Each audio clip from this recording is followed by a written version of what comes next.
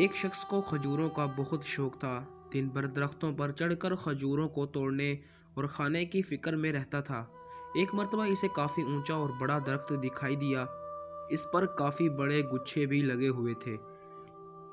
گلہری کی طرح درختوں کی چوٹی پر چڑھ گیا، جی بھر کے کھجوریں کھائیں اور پھر گھر کے لیے جمع کرنے لگا۔ مقصد پورا ہوا تو پیڑ سے نیچے اترنے کی ٹھانی، لیکن یہ کیا! جیسے ہی نیچے نظر کی، ہوش باختہ ہو گیا۔ پیشانی پر پسینے کی بوندیں نظر آنے لگی، ہاتھ پیر تھر تھرانے لگے۔ اس نے تصور بھی نہیں کیا تھا کہ وہ اتنے اونچے پیڑ پر چڑھ چکا ہے۔ اب کیا کرے؟ وہ آج سے پہلے کبھی اتنے اونچے پیڑ پر نہیں چڑھا تھا۔ یا خدا، میری حفاظت کر، مجھے خیریت سے نیچے اتار دے۔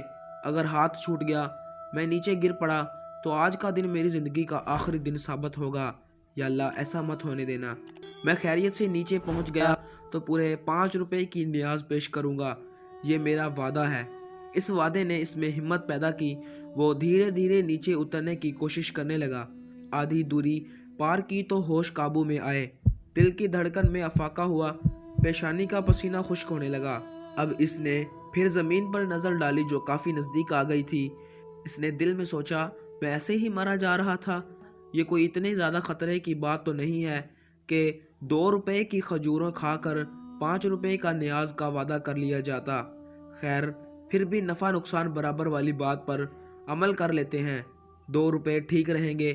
اگر میں خیریت سے نیچے اتر گیا تو 2 روپے کی نیاز پیش کر دوں گا، یہ وعدہ ہے۔ اور یہ وعدہ دوری گھٹتے گھٹتے پوری طرح گھٹ کر 0 میں تبدیل ہو گیا۔